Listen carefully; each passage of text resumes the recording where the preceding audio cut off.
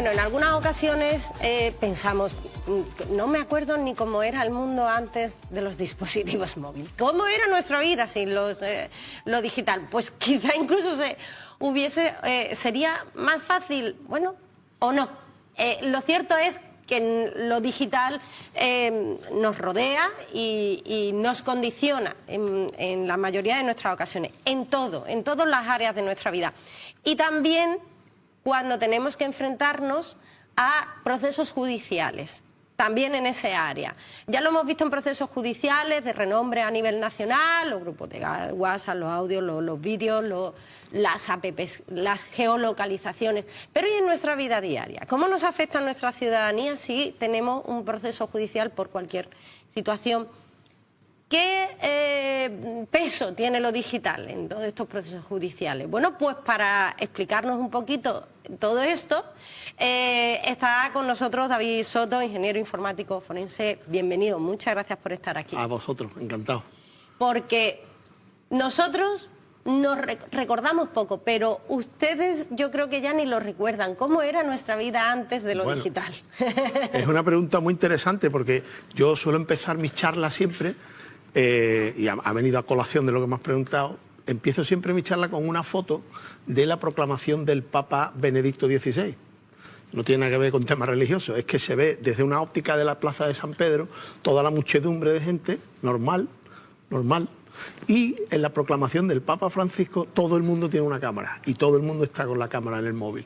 Eso es una forma muy gráfica que encontré de acreditar un proceso que ha ido ocurriendo de forma muy rápida, porque yo, digamos, soy de la generación en la que no existían los SMS.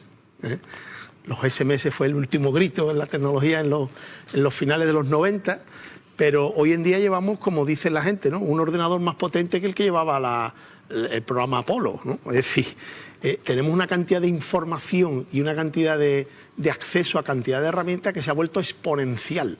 Entonces yo siempre suelo empezar mi charla diciendo que, bueno, la vida se ha vuelto a nivel digital exponencialmente potentísima a todos los niveles, mientras que, bueno, con eso los delitos se cometen también de forma digital, de forma exponencial. Y desgraciadamente también hay que decir que las herramientas y los recursos que se tienen para combatir toda esa cibercriminalidad, pues no siempre es exponencial, al contrario, es lineal y falta muchísimos recursos por parte de fuerzas, cuerpos de seguridad, etcétera. Y en el caso de los peritos, pues somos una figura relativamente nueva en las que actuamos para los tribunales de justicia, o bien actuando de parte, sí, es decir, que me contrata una persona o una empresa que tiene un litigio o va a tener un litigio, o directamente el despacho de abogados que ha contratado, en el cual yo examino unas evidencias, hago un informe pericial y luego incluso lo ratifico en el acto del juicio, en la sala o en una instrucción. O bien está la otra modalidad, que es la de actuar como perito judicial, y es que el tribunal en cuestión te nombra perito en base a unas listas que tiene de colegios profesionales, asociaciones, etcétera. Hay una especie de turno, o simplemente porque su señoría decide que este sea el perito y nombra un perito que lo pagan entre las dos partes. A mí eso me ocurrió solo una vez en la historia. Pero cualquier procedimiento actualmente puede contener una evidencia digital. ¿Hasta qué punto es transversal ya la informática en el derecho? Absolutamente. Esas otras cosas que suelo contar, que el tema del perito informático, la gente se creía que estábamos ahí para los delitos informáticos, ¿no?, o la delincuencia informática, y no es así. Es completamente transversal al derecho. Hoy en día te puedes encontrar desde un divorcio en el cual hay unas pruebas, unas evidencias que son, por ejemplo, unos WhatsApp o unos correos electrónicos, hasta el sistema más extraño y avanzado a nivel tecnológico. De hecho, he tenido empresas de laboratorios de biotecnología, empresas productoras de cine. Tú dices, bueno, una productora de cine, bueno, pues también, porque tienen contratos, y al establecer contratos comerciales, pues tienen sus litigios, sus cosas. Es decir, que el peritaje informático abarca absolutamente todo. Hay que recordar la sentencia marchena del Tribunal Supremo, la 310-2014, que es una sentencia que marcó un hito dentro de nuestro trabajo, del señor Manuel Marchena, porque vino a decir muy claramente que tú ya no puedes presentar unas evidencias digitales impresas en un papel. O sea, tú puedes presentar cualquier cosa siempre que el contrario no te lo impugne. Pero el hecho de, por ejemplo, imprimir unos WhatsApp que tienes en el portátil, presentarlos en papel y presentarlos en el juzgado, eso no tiene valor probatorio absolutamente ninguno. ¿Te puede valer? Bueno, te puede dar un indicio, pero como se pueden manipular, necesitan del informe pericial de un perito que analice ese dispositivo, la base de datos, etcétera, etcétera, etcétera. O sea, no se trata de exporto los mensajes y los presento, porque no sabe nadie qué es lo que ha pasado con esos mensajes. Vale. A nivel de registro de la base de datos, a nivel de cómo está ese teléfono, si ese teléfono, por ejemplo, habló en Android, ¿no? En Android la base de datos de WhatsApp está cifrada y además está protegida por el sistema operativo. Para tú poder manipularlo tienes que rutear el teléfono, que se llama, o darle una serie de permisos avanzados para que se pueda tocar. Bueno, pues habrá que acreditar que eso no está ruteado y que la base de datos está intacta y que no se han manipulado los mensajes. Hay una serie de pruebas y tal. Esa sentencia, como digo, marcó la jurisprudencia para que cualquier prueba de contenido digital pues requiera la actuación de un perito informático si no quiere peligrar su impugnación, claro. Porque ¿cómo empieza el trabajo del perito? Extraer, entendemos que es el primer paso. El trabajo del perito empieza primero que contactan conmigo. Por ejemplo, acabamos de hablar fuera de cámara un mensaje que me ha llegado de mi formulario de contacto, que no siempre es la fórmula más habitual. La fórmula más habitual es la del boca a boca, es decir, yo llevo ya muchos años, ya trabajo con muchos despachos de abogados por toda España, entonces ya te van llamando directamente, oye, tengo un caso que me pasa esto y tal. O directamente a través de internet, hoy en día, pues estás en las redes y estás en todos lados, la gente te llama directamente. Pero yo siempre al final termino hablando con su letrado o letrada, porque son los que saben precisamente si se puede aportar un informe o no.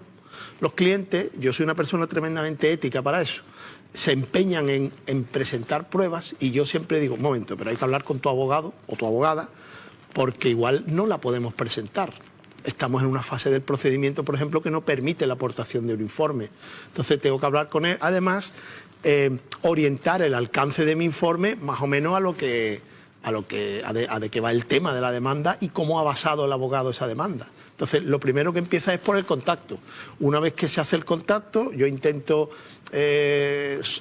sacar un poco de información de dónde están las evidencias, si es un móvil, unos WhatsApp, si es un correo electrónico, cómo es ese correo electrónico, si es corporativo, está en un servidor de la empresa o está en una plataforma, a veces Outlook.com, Microsoft o Google o lo que sea, o es un servidor, una dirección privada que tiene la empresa en un servidor alojado.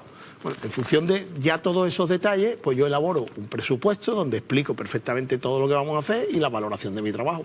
Y una vez que se aprueba, el cliente suele pagar una provisión de fondo, como es común en el gremio jurídico, y a partir de ahí me pongo a trabajar. Extraigo esas pruebas forenses con procedimientos forenses, pues por ejemplo de conservación de la trazabilidad, la garantía de la cadena de custodia. Por ejemplo, si tú extraes un archivo, pues lo normal es calcularle el código hash. Sí. El código hash es como la huella digital, es como un DNI de ese documento, de ese archivo. Si se produce cualquier manipulación o cualquier cambio posterior, ese código cambia completamente, con lo cual nos sirve de chivato a los peritos para controlar que la información es íntegra. De la misma forma que cuando ahora, por ejemplo, se sube información a la administración pública, cualquier ciudadano sube información, te dan un recibo con un hash. ¿Vale? Eso demuestra el documento o documentos que tú has subido con esa petición. Si hay cualquier manipulación, el hash que tiene la administración no va a coincidir con los archivos que tiene. Y así se acredita. Normalmente el procedimiento se puede hacer sin notario o determinados procedimientos ya más complejos o que puedan ser más impugnables de contrario, entre comillas, pues lo suelo hacer además ante notario. Es decir, nos vamos a un notario y levanta acta de presencia del procedimiento de extracción de lo que sea con el cálculo del código hash delante del notario y el notario especifica en su acta ese código, de forma que nadie lo puede poner en duda porque lo ha visto el señor notario o notaria delante. Cuando en un dispositivo, tanto en un dispositivo como correo, como un ordenador, un portátil, hay miles de archivos porque además que ya tenemos casi toda nuestra vida. ¿Cómo se reconstruye lo que pasa? ¿Cómo se reconstruye a partir de esos datos lo que realmente ocurrió y cómo ocurrió. Claro. Es un tema muy bonito porque además, digamos, yo siempre digo que nuestra profesión es desconocida porque el cine y la tele se han encargado de ficcionarlo mucho con series como CSI, etcétera, que todo es maravilloso, que le dan a un botón y sale la foto del sospechoso, buscan entre millones de caras y sacan el... Eso, la realidad es completamente diferente, ¿no? Pero sí es verdad que hay determinados casos. Por ejemplo, si es un correo electrónico, vas al grano, ¿no? Los correos electrónicos. Pero, por ejemplo, cuando tienes que investigar un suceso o algo que está dentro de un dispositivo, que es cuando realmente es lo que se llama una autopsia digital de un dispositivo. Ahí sí, evidentemente, hay que utilizar herramientas forenses bastante sofisticadas. Por ejemplo, yo uso Cellebrite, una herramienta ampliamente conocida porque es la misma que utilizan los cuerpos y fuerzas de seguridad del Estado. En el que tú puedes establecer incluso un timeline o un cronograma de todos los eventos que ha tenido ese dispositivo a lo largo del tiempo, con lo cual puedes enfrentar muchas cosas. Ejemplo básico para que todo el mundo lo entienda. Yo puedo tener una foto en mi móvil que digo yo que la he hecho con mi móvil, pero esa foto, además de estar la foto, deja muchos rastros. Un rastro en la base de datos de la galería de medios de mi teléfono, registra un registro donde le da entrada a ese fichero, a esa foto, con una serie de valores forenses que sí nos interesan para acreditarla. Luego, esa foto, cuando se ha hecho, ha tenido que activar la cámara. La activación de la cámara del dispositivo también deja un rastro. Con lo cual, examinando distintos rastros, se puede determinar la certeza de que efectivamente se encendió la cámara, se hizo la foto y se guardó. Y cuando no se tienen todos los ingredientes forenses, como yo digo, hay que hacer el puchero, dicho coloquialmente. Si no tienes cebolla, pues le echarás cebolleta. Y si no tienes tomate, pues le echarás pepino. Es decir, al final tienes que intentar optimizar los recursos que tienen, porque desgraciadamente no todos los dispositivos siempre tienen todas las pruebas. Nosotros borramos, es muy frecuente borrar cosas. Incluso me he encontrado gente que ha tenido un delito grave y que ha sufrido un delito grave y ha borrado el teléfono completo, ¿no? Eso no se debe hacer nunca. Tenemos que identificar que un perito informático forense es igual que un médico forense. Cuando un médico forense llega a la escena de un crimen, todo el mundo tiene guantes, la bala se recoge, se mete en una bolsa para no contaminarla, tal. Pues en un mundo digital es igual. Si te ha ocurrido algo y está registrado en el móvil, no hay que tocar nada. Si tiene unos audios, no le cambies el nombre. No hagas cosas que probablemente no sepan las consecuencias que tienen. Yo tuve un caso de una conocida violación que fue conocida en toda España y la persona esta modificó los nombres de los archivos. Y resulta que en esa versión de ese dispositivo, concretamente era un iPhone de iOS, cuando se cambiaba el nombre del archivo de audio se modificaban los metadatos. Pero no necesariamente quiere decir que se ha modificado el audio. Pero se basó en eso para presentar un informe pericial de contrario diciendo que los archivos de audio estaban manipulados. Entonces yo hice uno contrario donde se acreditó que los archivos de audio no estaban manipulados. Es que esa versión de iOS se cambian los metadatos cuando se cambian los nombres. Te mostré el cambio de nombre y al día siguiente su señoría lo metió en prisión preventiva. Porque cuando se borra realmente desaparece. Hay veces que sí y veces que no. Depende. Esto ya es un mundo gigante. Hay veces que sí, de la misma manera que si en Windows yo borro algo se va a la papelera. Si lo borro con la tecla Shift no va a la papelera, pero sí deja un rastro en otro sitio. Es decir, yo también suelo decir siempre que si a mí me contrataran para alguien de los malos, como yo digo, para intentar hacer algo que no dejara huella, yo da igual que me pagara lo que fuera, es que yo no sería capaz de hacerlo. Porque son tal cantidad de registros y de cosas donde estamos retratados a nivel digital que es muy complicado borrar todas las huellas. No existe, como se dice, el crimen perfecto. Vale. En el mundo digital es muy difícil llegar al crimen perfecto. Todos desde que salimos de casa te ven indeterminado número de cámaras que te graban, la del cajero automático o la de un comercio nuevo que han abierto que tú no tenías controlado y efectivamente te ha grabado. O tu coche cuando lo has cogido, las cámaras de tráfico registran con LPR las matrículas. Pues se sabe si tú has salido de la ciudad, si no has salido de la ciudad. Un poco Gran Hermano, ¿no? Sí, pero realmente es así. Realmente tenemos un montón de información y siempre que sea por temas de protección ciudadana y tal, yo lo veo fantástico, no hay ningún problema. Sí, los que tienen que tener cuidado son los malos. Efectivamente. un buen peritaje tiene que tener el informe pericial. ¿Puede cambiar un procedimiento, el rumbo de un procedimiento? Incluso ni siquiera empezar.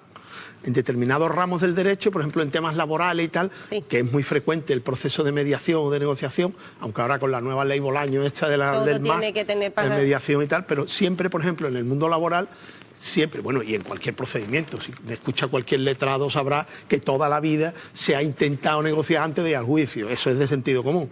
Pero especialmente en el mundo laboral, en lo social, la figura del letrado de Administración de Justicia, del LAJ o antiguo secretario judicial, suelen ser figuras mediadoras que cogen a las dos partes, le dicen, oye, mira, estamos aquí para un juicio de esto. Se ha presentado un informe pericial tal, porque en lo laboral se puede presentar en el acto del juicio. Entonces, como un efecto sorpresa, ¿no? Entonces puede inclinar la balanza, como de hecho me ha pasado muchísimas veces, para una negociación. Es decir, el contrario no sabía o no se imaginaba que la empresa o el empleado, si es al revés, tuviera capacidad de acreditar una serie de actuaciones, y cuando se encuentra un peritaje que, vamos, que dice más claro agua, pues prefiere no enfrentarse al juicio y negociar lo que sea. La inteligencia artificial, ya vamos terminando, seguiremos hablando sobre todo de consejos y recomendaciones y cómo tratar nuestros datos más adelante, pero para hacer este primer enmarque en lo que es la profesión de perito informático forense, la IA está cambiando, la inteligencia artificial está cambiando nuestra vida, ya es presente, no tenemos que hablar de futuro ni de películas apocalípticas. En el caso del peritaje informático forense, ¿en qué medida está cambiando? Incluso ¿en qué medida está dificultando también el trabajo de los peritos? Bueno, yo no lo veo dificultándolo. Vamos a ver, se está transformando, ¿no? Claro. O sea, la inteligencia artificial, la gente no sé, sí, ve el ChatGPT, ve el cloud, sí, pero realmente no sabe a nivel científico la repercusión que ha tenido. Ha sido brutal, brutal. Póngase por caso, un ejemplo que siempre cuento también en muchas charlas. Hasta el año 2018 hay un fenómeno químico, biológico, que se llama el plegamiento de las proteínas, ¿vale? Que es una cosa que son unos cálculos extremadamente complejos, ¿vale? Y la humanidad en los últimos 60 años ha conseguido descifrar 170.000 proteínas, ¿vale? Esto tiene una importancia brutal, ¿vale? Porque el conocer las proteínas es como tener los planos de todas las máquinas biológicas de la Tierra. O sea, es como te permite diseñar medicamentos nuevos, más efectivos, curar enfermedades, tal. Esta historia que había del COVID, no, es que la han hecho muy rápido, es que la técnica de ahora no tiene nada que ver la de hace 20 años. Eso no lo cuentan, cuando lo cuentan, pero hay que saberlo. Pero en el año 2018, la empresa DeepMind de Google montó una herramienta de IA que se llama AlphaFold de pliegue, ¿no? Empezaron a funcionar y empezaron a sacar más proteínas, ¿vale? Eso en el año 2018. ¿Tú sabes por qué se paró en el año 2024? Lo pararon porque ya habían descifrado todas las proteínas de todos los seres vivos de la Tierra. 200 millones. En 60 años solo han hecho 170.000. En 4 años, 200 millones. Entonces, esa es la potencia que tienen las proteínas. Esta mañana escuchaba yo a un físico teórico hablar de cálculos astronómicos, temas del universo, tal. Bueno, pues hay una demostración matemática que acaba de hacer Cloud, que se han llevado años, que no había manera de hacerla, no había manera. Sabían que empíricamente era cierta, pero no había manera de hacerla. Y Cloud la ha resuelto. Ojo, hay que decirle a nuestros televidentes, no la versión de Cloud que se comercializa. Hombre, claro. Una versión piloto que tienen de Cloud que sirve para temas científicos. Pero quiero decir, la repercusión de la IA es brutal. Entonces, en el campo del peritaje, pues a nosotros nos ha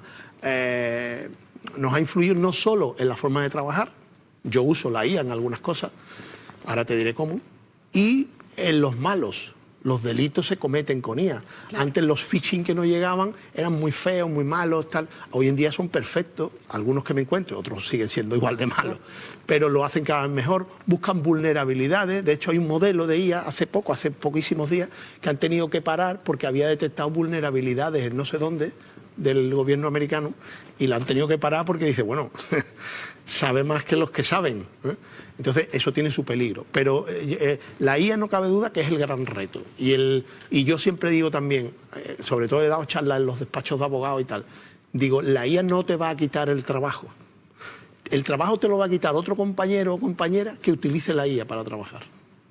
¿Por qué? Porque decirle a una IA que haga todo, de momento no hay, ¿eh? No sé si dentro de 5 años o de 10. Actualmente no, pero sí trabajo repetitivo. Te voy a poner ejemplos. Hace poco tuve que coger de un documento PDF de 280 páginas y había que extractar unas fechas y horas y unas claves de código de un programa. Eso es un trabajo de chino, ¿no? Quiero decir, eso a mano pues te llevaría una mañana entera copiando, pegando, hacerte un Excel, este está repetido, este no. Es decir, tiene un trabajo. Pues ese trabajo se le puede hacer perfectamente un ChatGPT Pro o un Gemini Pro o un Cloud, las últimas versiones, es decir, cualquiera de esos. Pero, ojo, hay que comprobarlo y decirle que lo haga bien, porque lo va a hacer mal. Lo que llaman alucinar, que dice, la IA está alucinando. Eso de alucinar no, es que lo hace mal, porque ha estado siempre programada para dar una respuesta. Entonces, cuando algo no lo sabe, se lo inventa. Entonces hay que decirle, no te lo inventes, hay que preguntarle correctamente y después chequearlo. ¿Vale? Yo pongo también otro símil analógico. Soy muy de símil porque en los juicios, los peritos siempre tenemos que poner ejemplos entendibles, ¿no? Es como un altavoz. Tú le das potencia a un tocadisco de los años 70 y aquello que suena mal va a sonar mal, pero más fuerte. Claro. Pues la IA es lo mismo, pero con un compás. Es decir, tú tienes que darle calidad buena y te lo amplifica bien, pero si le metes calidad mala a la pregunta, pues la pregunta, el resultado que te va a dar no va a ser eficiente. Ahí está el reto, David Soto, se nos acaba el tiempo. Seguiremos hablando de seguridad, de IA, por supuesto, y de peritaje digital forense. Muchísimas gracias por estar aquí. Gracias a vosotros. Bueno, atentos, sobre todo a la seguridad de nuestros dispositivos. Tengan en cuenta que tenemos... Casi no, ya tenemos toda nuestra vida en los dispositivos, pero los malos también lo saben. Así que, por favor, un poco de precaución. Pregunten y duden siempre que reciban cualquier información en un dispositivo móvil. Nosotros unos minutos de publicidad y vamos a seguir viendo la actualidad desde un punto de vista más social, más cultural, con nuestra compañera Marta Tocón.